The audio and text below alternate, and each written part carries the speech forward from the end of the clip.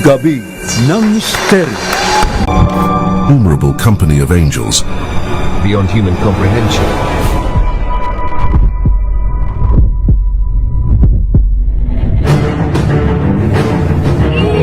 Us. Wow, really? The propulsion system.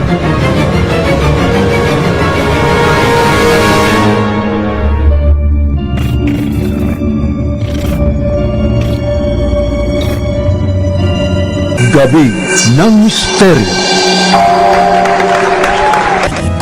Magandang gabi po, Luzon, Visayas, Mindanao. Uy, ngayon nga po ay September 6, 2025.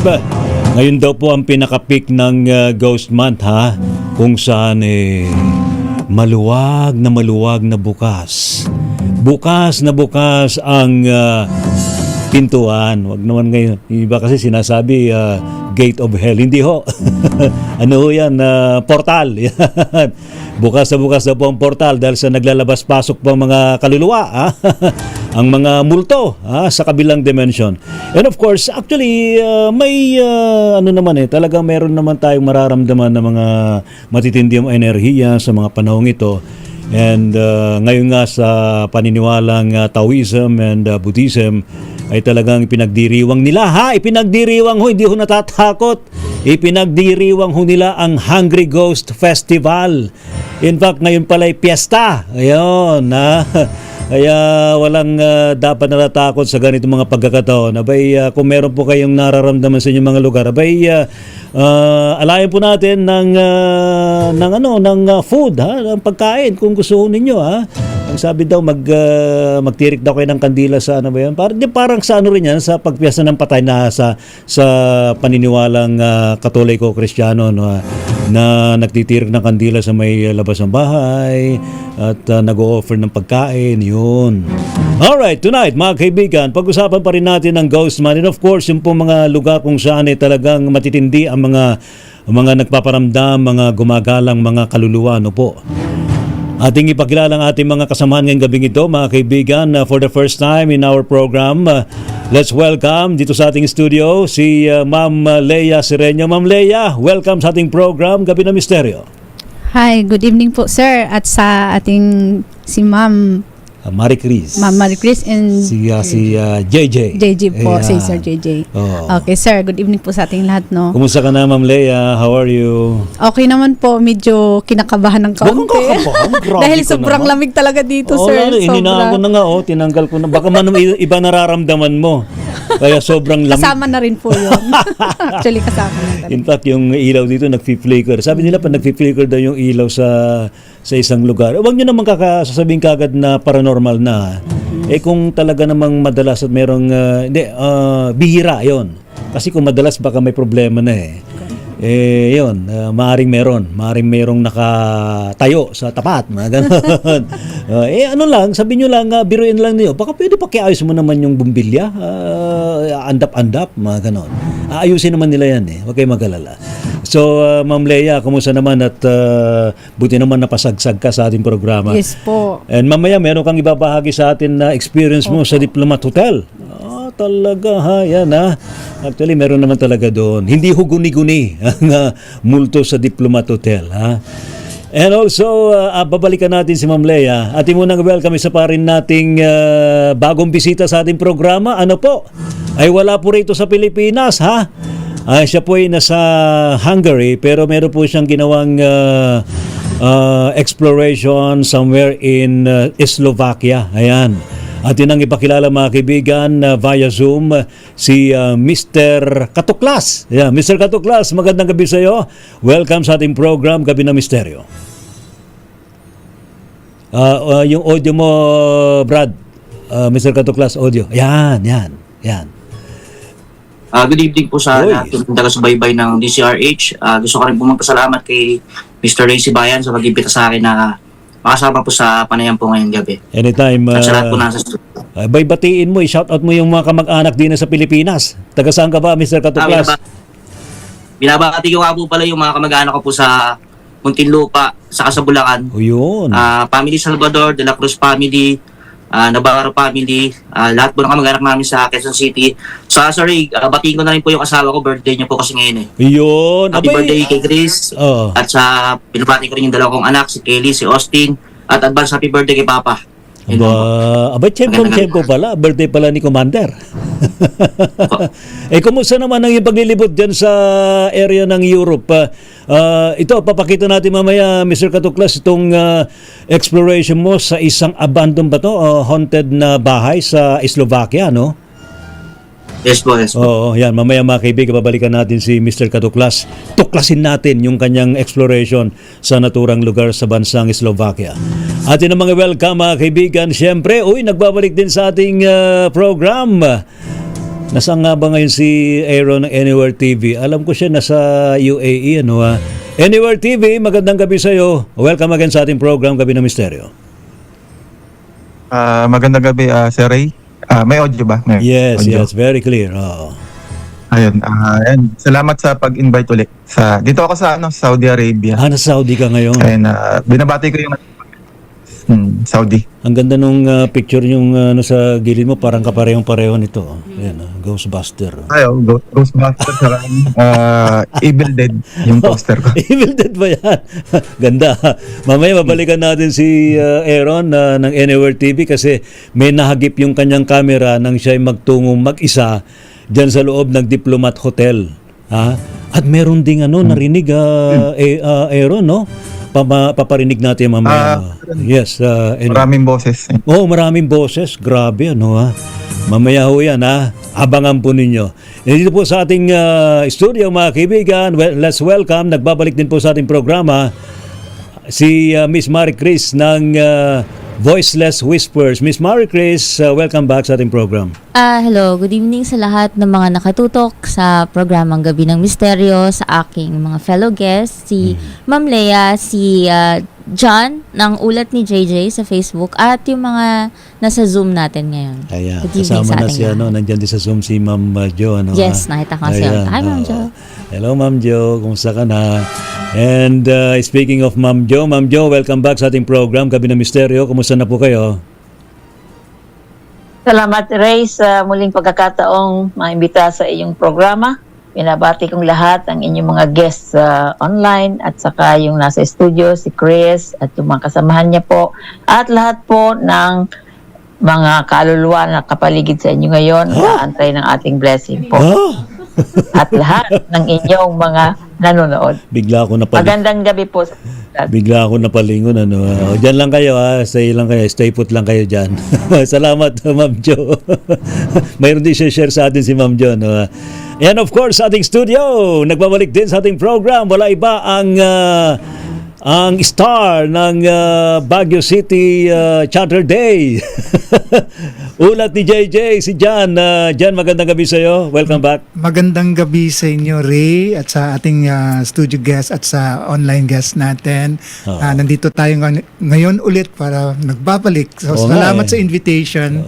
Kasi kasi in-invite mo ako sa Baguio. Ngayon, ikaw na ma-invite ko rito. At maraming salamat sa pagpunta sa Baguio para mapanood ang ating photo exhibit ng Then and Now. At sa lahat ng mga pumunta, maraming salamat para na makita yung exhibit natin. Yes, kasi kasama nga dun sa exhibit niya ang Diplomat Hotel. And now, speaking of Diplomat Hotel, mga kaibigan, ito na, ipapakita na natin, Aaron, ng Anywhere TV, yung experience mo doon, yung mag-isa ka nagpunta doon sa loob ng Diplomat Hotel. Unang-una, bakit mo naisipang mag-isang pumunta doon, Aaron? Bali kasi parang nung unang punta ko kasi kami, tatlo kami. Parang gusto ko talaga solo para ma-experience ko sa loob. Kung ano talaga yung mararamdaman ko sa loob. Kaya pinilit ko talaga mag-isa makapasok sa loob. Heto, papakita natin RHTV, itong video mismo ni Anywhere TV. Gabi ng Misteryo.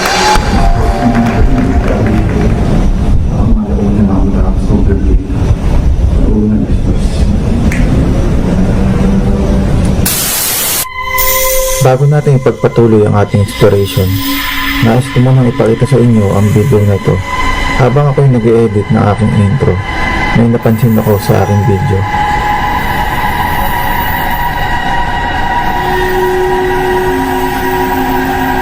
Nakita niyo ba? Tingnan mabuti ang bintana sa ibabang bahagi ng gusali.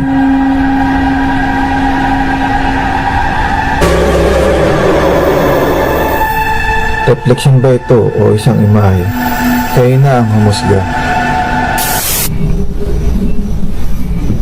Ito ako tayo sa second floor.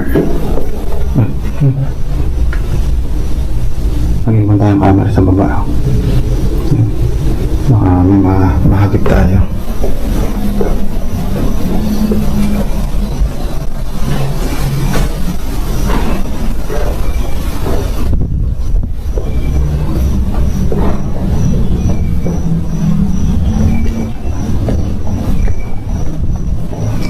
Tumatay yung balahibo ko dito.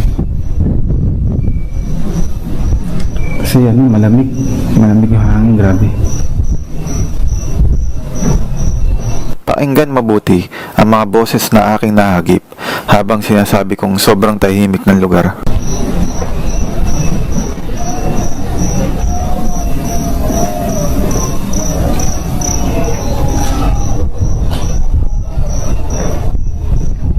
Ang kagandahan dito pag nag-vlog ka rin, sobrang tahimik.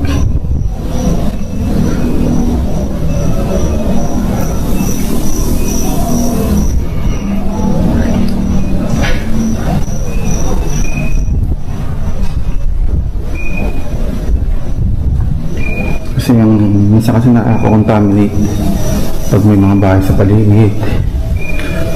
Yung pag nagbablog ka, importante pa naman yun pag nag-iimbestiga ka.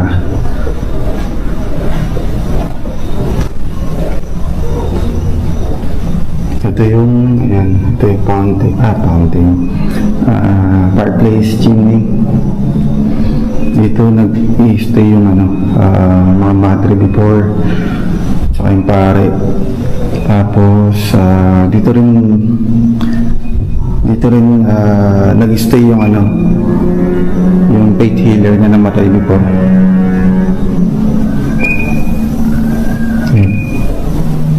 Sleeping makita kayo. Ano ba?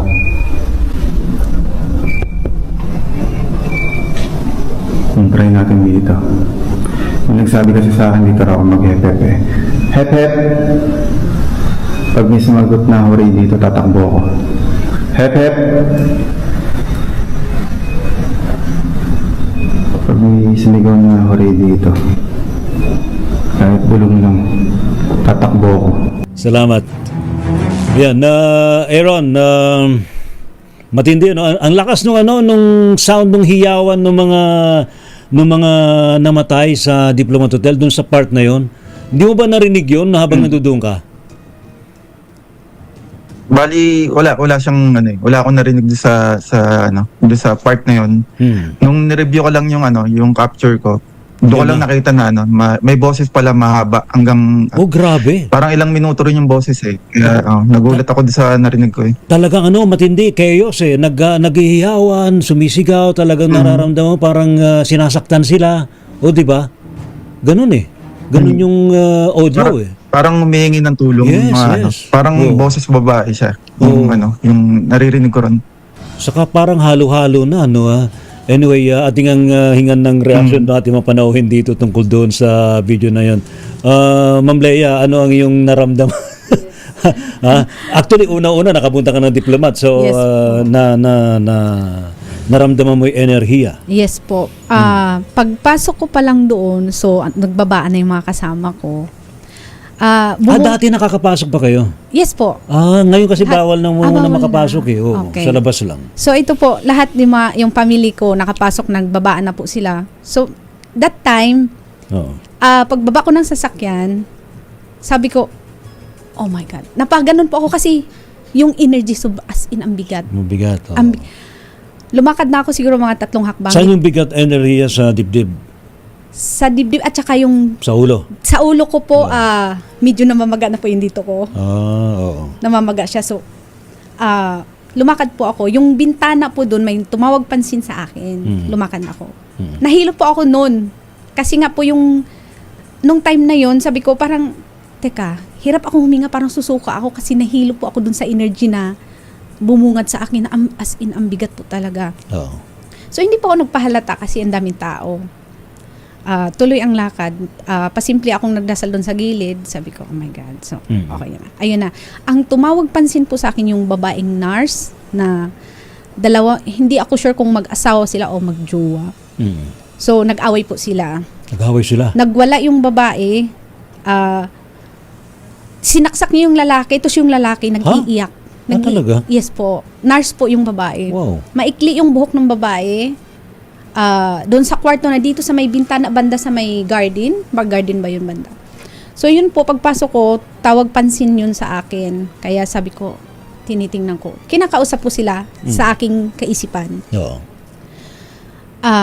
Hindi naman, tumingin lang po siya kasi nagagalit po siya. So, hinahayaan ko lang, tuloy-tuloy po ako.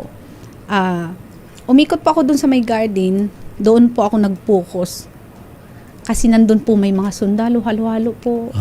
Ano mga sundalo ng Hapones? Hapon, may halo pong, may mga Amerikano.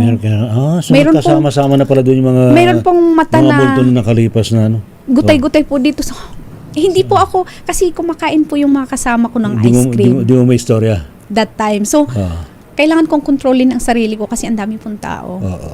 So, nandun sa gilid, nanahimik na lang ako, pinag-pray ko. May mga lumapit po sa akin. Kasi ako naman, kontrolado ko naman. Kasi alam nila, nakikita mo sila. Yes po. Ang daming lumalapit sa akin. Yung isa talagang todo, nung nandun sa loob, sa second floor, humihingi ng tulong, umiiyak. Yung dito ako nag-focus kasi ang dami nila. Sobrang dami. Naiiyak na ako. Sabi ko, sa may garden to, no? Doon sa labas. Yes po. Yung ba sa bandang likod? Sa may likod po, sa may kahoy na may mga sayote. Saka sa may gilid. Yes, doon po banda. Actually po, yun doon sila, yun yung pinakapintuan eh. Talaga. Doon talaga, yung energy na yun talagang parang humihigop ng yung mga ghost, doon sila labas-pasok. So may portal. Yes, doon po talaga. May portal pala doon. Doon po. Di ba umikot tayo doon sa, doon sa gilid? Ano naramdaman ninyo? Kasi doon sa isang part doon, may inopen ko pa lang yung itong EMF meter ko. Abay, pumalo ka agad. Sabi ko, ba't pumapalo ka agad eh? Nag-high?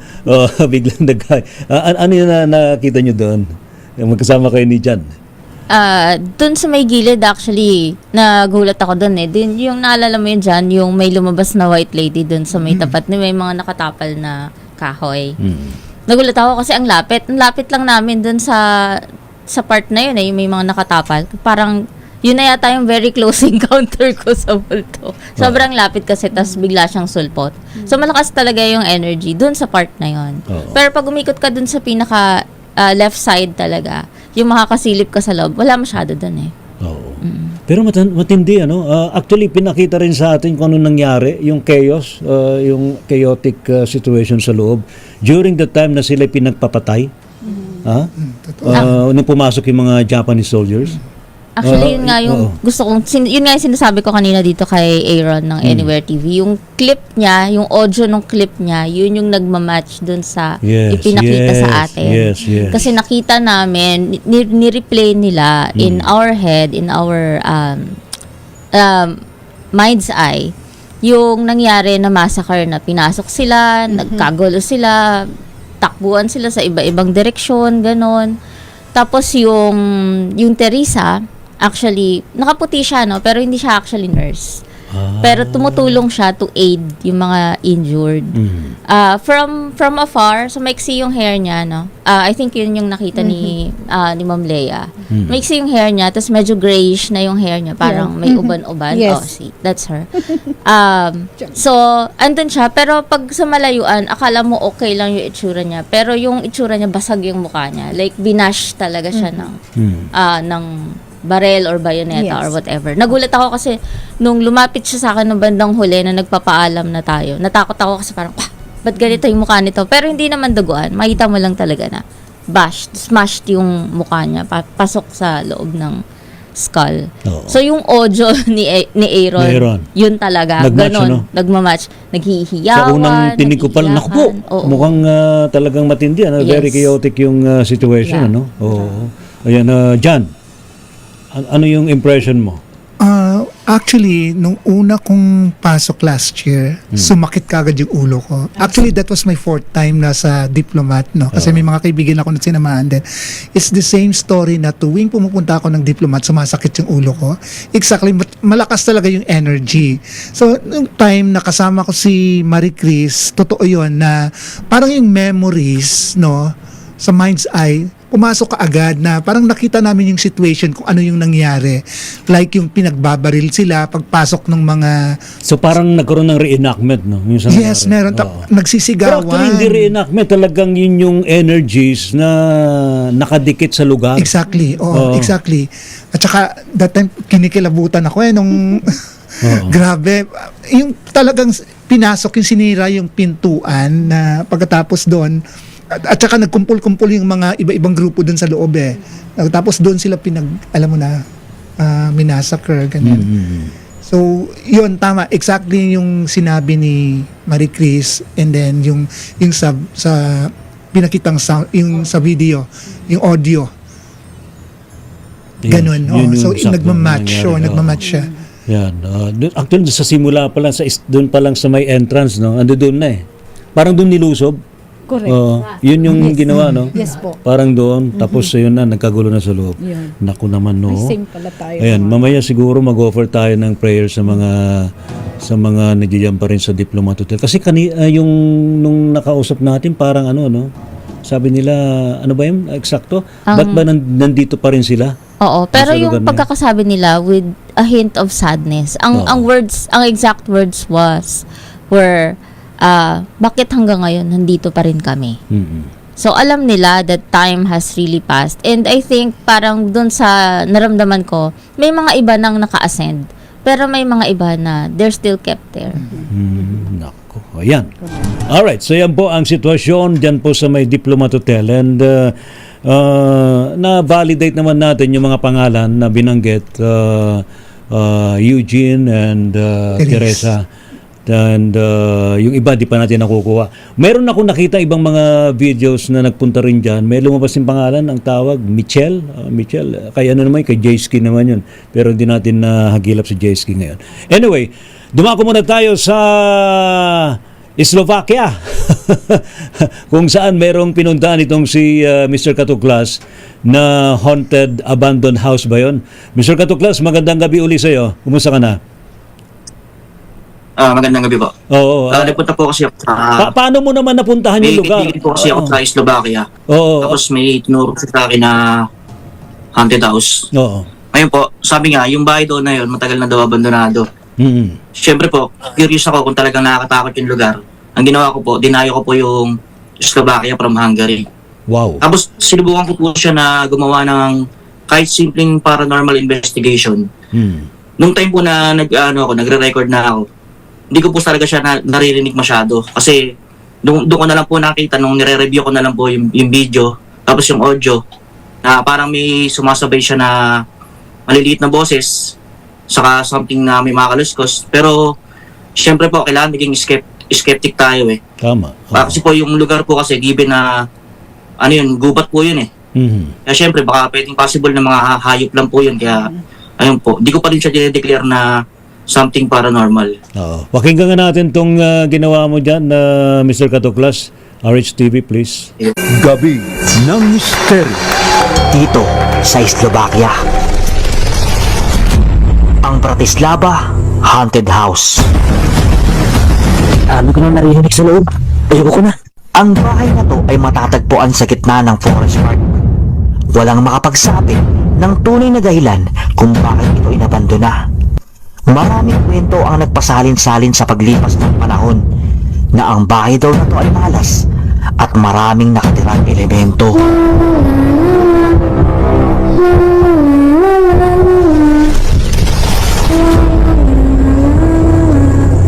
Most of the clips in this scene was uncut, pero nang reviewin ko ang audio ay may mga boses na remehistro at kayo na ang bahalang humusga.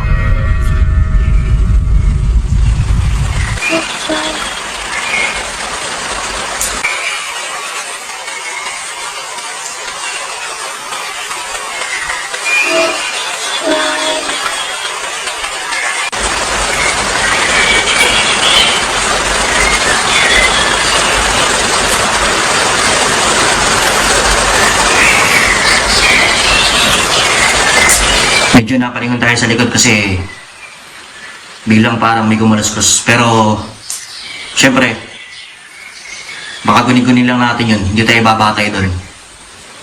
Titignan natin yung lapis kung gagalaw. Kung nakita nyo na gumalaw yung lapis at di ko nakita, comment nyo na lang. Pero hindi natin ito dadayain para maging parehas tayo sa lahat ng nanonood sa atin. Sa pangalawang pagkakataon, meron ba akong kasamang elemento dito o espiritu na hindi namin nakikita? Sa pangalawang pagkakataon, meron ba akong kasamang elemento dito o espiritu na hindi namin nakikita? Sa pangalawang pagkakataon, tatanungin kita, mayroon ba akong kasamang espiritu dito o elemento na hindi ko nakikita? Maaari mong galawin yung lapis at pagalawin to. At patunayan kung talagang nag-i-exist kayo. Maaari mong galawin yung lapis at pagalawin to para patunayan kung talagang nandito ka.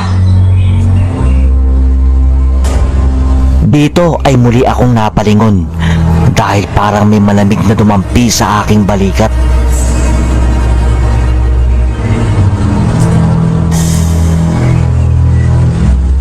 Marami na ako naging experience sa pagpunta sa mga ganitong lugar. Pero para maging parehas ako, yung lugar na to sobrang nakakilabot talaga. Kaya lang, hindi ko naman pwedeng sabihin na meron tayong kasama dito hanggat hindi gumagalaw tong lapis na nasa harapan ko. Kaya sa pangatlong pagkakataon at sa uling pagkakataon, kung may kasama ako ditong espiritu o elemento na naniniraan dito sa lugar na to, pagalawin mo yung lapis. Doon, Mr. Katuklas, gumalaw ba? Brad, gumalaw ba yung pangatlo? Hindi po, sir. Kinat ko na eh. Bali, gusto ko lang din po, sir, na i-shoutout si Sir Bungo TV. Kasi po napanood ko po na ni-reaction video niya yung video ko po na yan. Bali, ang sa akin po kasi yan, kaya po nilawakan ko po yung, kung mapapansin nyo po, napakalayo po ng camera sa akin. Kasi gusto ko po makita nyo na wala talagang iihip kung gumalaw yung lapis. Tama. Kaya lang po, syempre, dahil kailangan nating pag-aralan mabuti kung ano ba yung nangyayari sa paligid. Kasi kung di tayo magiging skeptic, pwede tayong iligaw niya sa maling paniniwala eh. Tama. Kaya lang po, dinibang ko po talaga yung Charlie Paranormal Method. Kasi kung di naman po siya talaga gumalaw eh. May paliwanag naman kaya thank you kay Sir Bungo TV. May paliwanag naman kasi dyan kung hindi nila mapagalaw kasi hindi pa sapat yung enerhiya na makukuha nila sa paligid to move objects. Kasi kailangan nila ng energy sa paligid eh. Kung mag-isa ka lang dyan, baka hirap sila, hindi sapat yung energy na dala-dala mo at yung mga electronic gadgets na yan para gamitin nila to move the object. Yun eh. Pero it doesn't mean na walang paranormal activity. Kasi dun sa video may bumulong, may umiiyak. O di ba? Ikaw ba hindi mo ba narinig 'yon nung habang nandoon ka? Yung mga nung time po na nung time po kasi sir na ginagawa ko po yung recording niyan. Hindi ko po talaga siya naririnig kasi nakatutok po ako dun sa lapis. Kasi po yung paligid po nung na yan, haunted house na yan, gubat po siya. Nasa gitna po siya ng gubat. Ayun. Kaya inisip ko po, kung sakali man na may mga ganun nga na lumalabas sa audio, possible kasi na baka mga ibon o ang mga hayop po na nasa paligid lang. Pero syempre po, naniniwala naman ako sa mga ganyan. Kaya lang, sabi ko nga po, gusto ko lang din maging skeptic para mas maipaliwanag po natin sa mga nanonood kung ano po yung makakaganapan sa loob. Ayan. Salamat, Mr. Katuklas. At least natuklasan natin yung nangyayari dyan sa isang haunted house dyan sa Slovakia. Thank you so much. Ito, ipapakita na ko naman sa inyo mga kababayan, sa ating mga viewers, sa ating Gabi ng Misteryo. Ito'y late lang na ibinigay sa atin ng ating dating kasamahan sa DCRH, si Benji Escobar. Nahagip nung kanyang CCTV footage sa kanilang bahay. Ito I don't know kung anong impression ninyo, pero for me parang something paranormal. RHTV, ipakita nga natin to. Gabi ng Misteryo.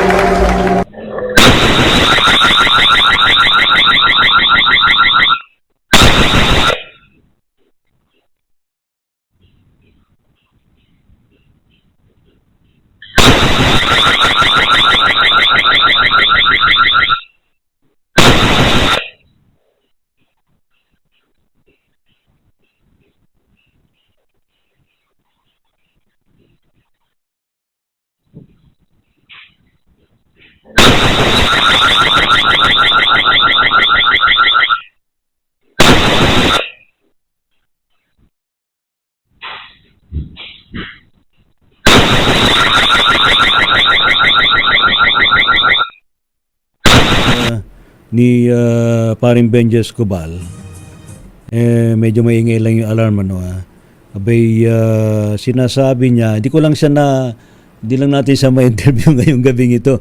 Dapat nga kakausapin natin siya.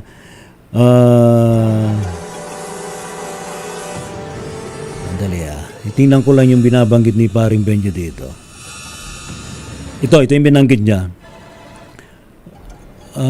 Meron na raw sa background, meron na raw parang mga nagpapakita o nakikita sa naturang lugar dun sa kanilang area, no.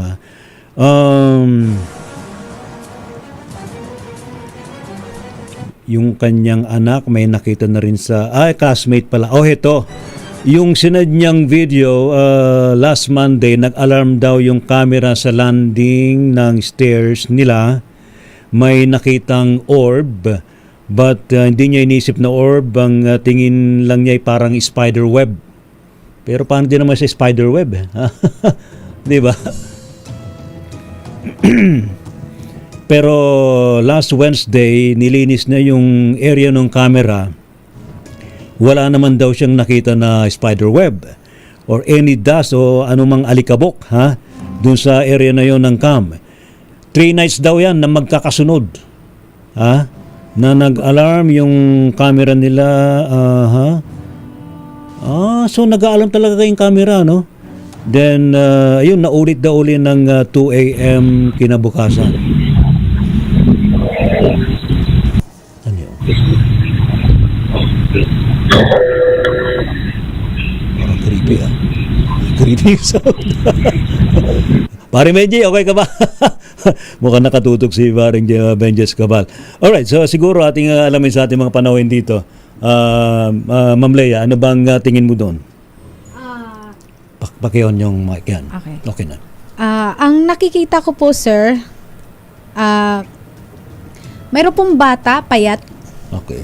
Dito sa may bandang pintuan, sa may yung hagda na pinakadulo sa baba, dito sa may pader. Andyan yung bata, payat siya, yung buhok niya medyo mahaba, manipis.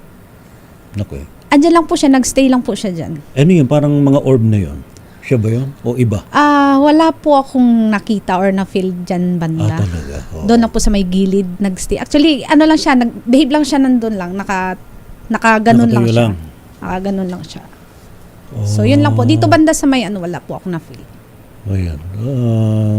Actually, kulang pa nga yung may napakita ko rito. Pero Miss Marcris, ano naman ang vibes mo doon? Actually, ang feeling ko dyan, kung hindi sila yung nagpatayo ng bahay na yan, those are actually former owners. Parang ito. Ayan. Yung parang may walking. Umakyat siya di ba? Ayan. Ay, pasensya na po doon sa mga nakikinig lang, pero ito po, may umakyat na parang light. No, yun. Yan. Ano yun? May form ba yun? Parang hindi ko makita yung form Parang may form. Silhouette lang siya, no? Oo. Pero feeling ko, kung yun nga, parang old owner, old house inhabitant. Na maaaring dumadalaw lang. Yan, wala akong takutan. Educational po yung ginagawa po natin dito para okay na yan, RHTV. Salamat. Alright. So yan, pinapakita lang po natin yung maaaring mga experiences na nakikita po natin. Ma'am Jo, muli magandang gabi sa iyo. Ano ang dapat natin gawin pag may mga ganito mga encounters, ma'am? The usual po ay ang reason na nagpapamala sila ay humingi po ng tulong.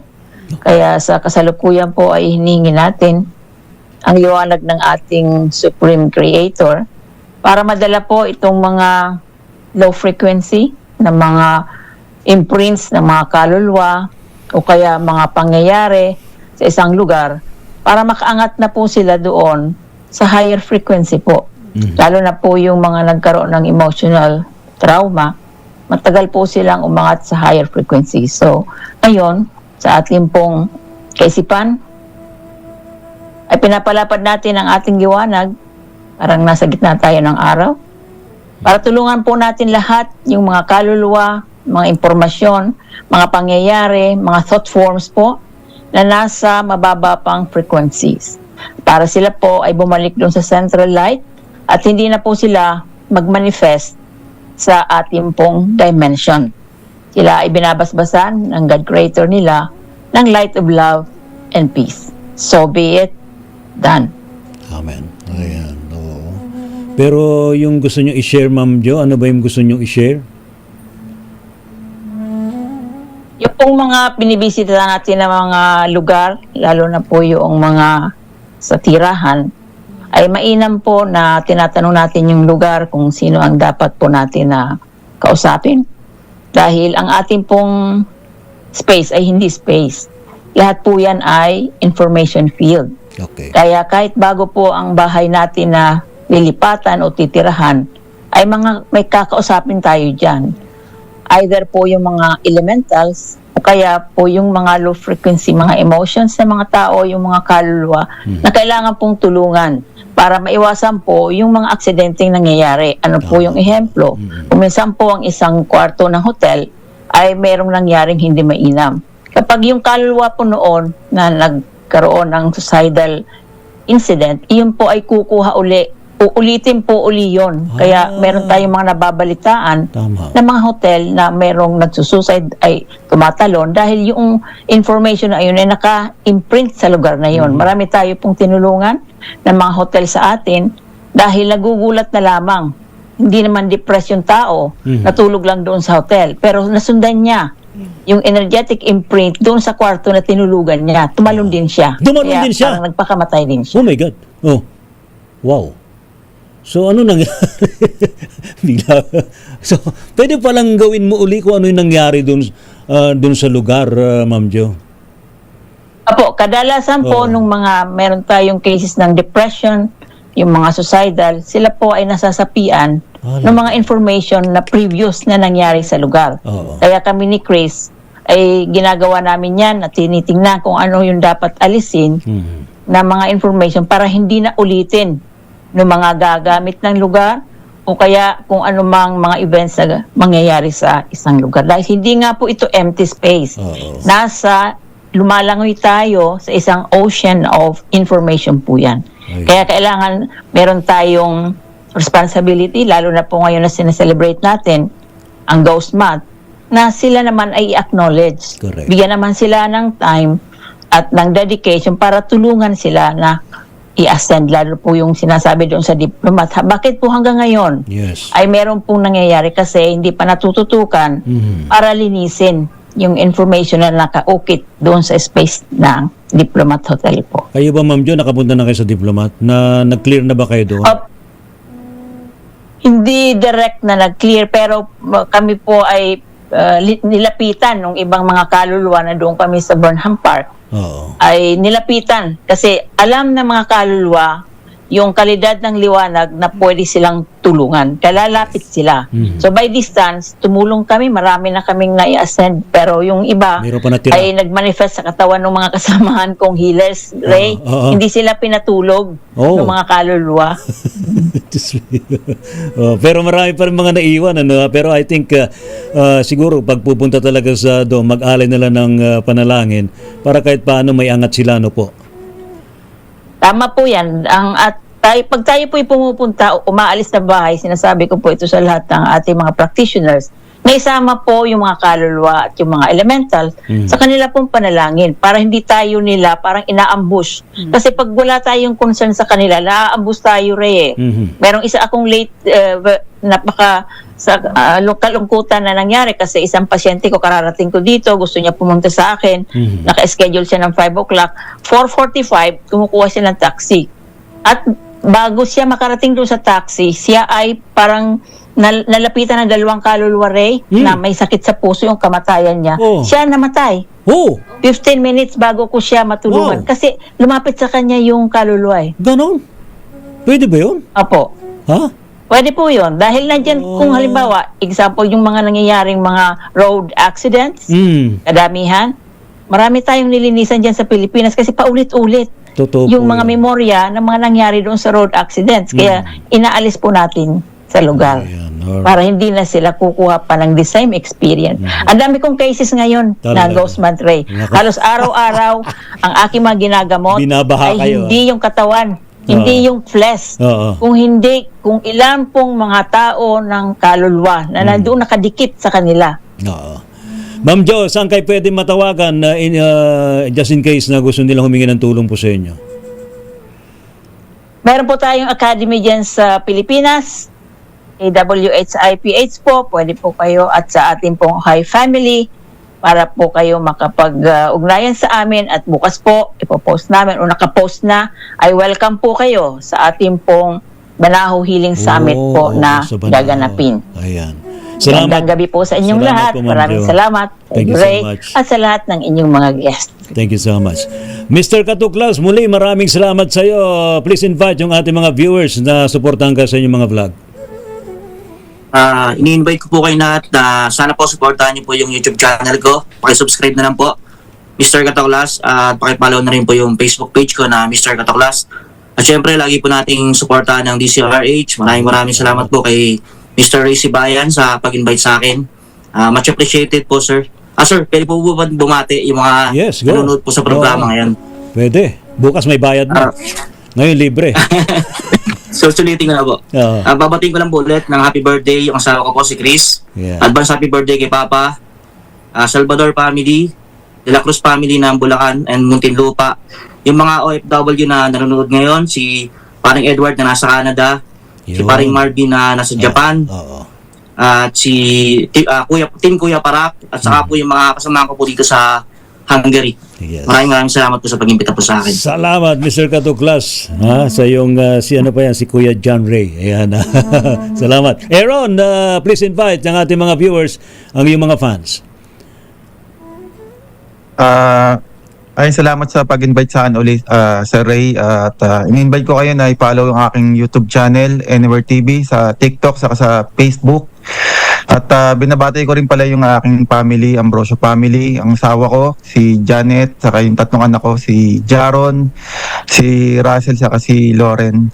Saka yung mga kaibigan natin dyan sa studio, and binabati ko kayo. Saka yung mga kaibigan natin Ghost Hunter din sa J-Ski, sa Labungo. Ayan, shoutout sa inyo. Thank you, Anywhere TV. And of course, sa ating kasamahan sa studio, si Ma'am Lea Sereño. Ma'am Lea, muli maraming salamat sa iyo. Thank you so much po. Oo. Maraming salamat. Saan ka raw pwede matungay? Nagbablog ka na rin ba? Hindi po. Hindi pa. Simula na to ngayon. Batiin mo yung mga taga Rizal. Ay, hi diba? po. Lalong-lalo na si Chris po. Kaibigan ko po yon. Yes. Si Sis Nestle. Si Sis Kat. Hi. Sis Jane. Andito na ako. Oh my God. Dito yung sa unang huli. sa dalawa kong anak, alam ko nanonood sila ngayon. Matulog na kayo ng maaga. Thank you so Yes. much, sir. Salamat Thank you sa at inyo. sa inyo Salamat. po. Thank you po. Thank Ma'am you, Lea, sir. thank you so Thank much. you, sir. JJ, please invite your fans and yung ating mga viewers. Okay po. Thank you, Sir Ray, for inviting me here once again. You're welcome. And it's my pleasure. And of course, sa ating mga guests, lahat ng guests na nandito ngayon. And of course, ini-invite ko lahat sa kayo na i-follow nyo ako sa Ulat ni JJ sa may Facebook.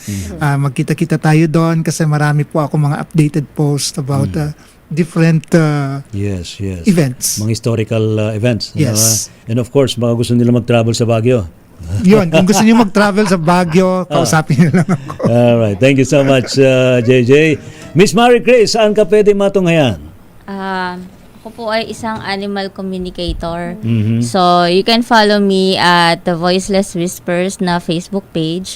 At saka, wag po natin kalimutan, pati yung mga animals natin, may mga souls din yan. So, dahil nasa peak na tayo ng Ghost Month, i-celebrate natin din sila by thinking of them, fond memories, try nyo mag-journal about your experiences nung buhay pa sila. Kasi they enjoy it when nakikita nila tayong masaya, celebrating their memories. And shout out ko lang din, sa mga matatapang at magigiting nating mga ghost hunter. Kasi ako bilang sensitive, ang hirap pumunta sa mga ganong lugar. Mararamdaman mo talaga yung vibration and energy nung place. Pero sila ang tatapang nila. Kudos sa inyo. Salamat. Thank you po sa matumutok po sa ating programang Gabi ng Misteryo. Gabi ng Misteryo.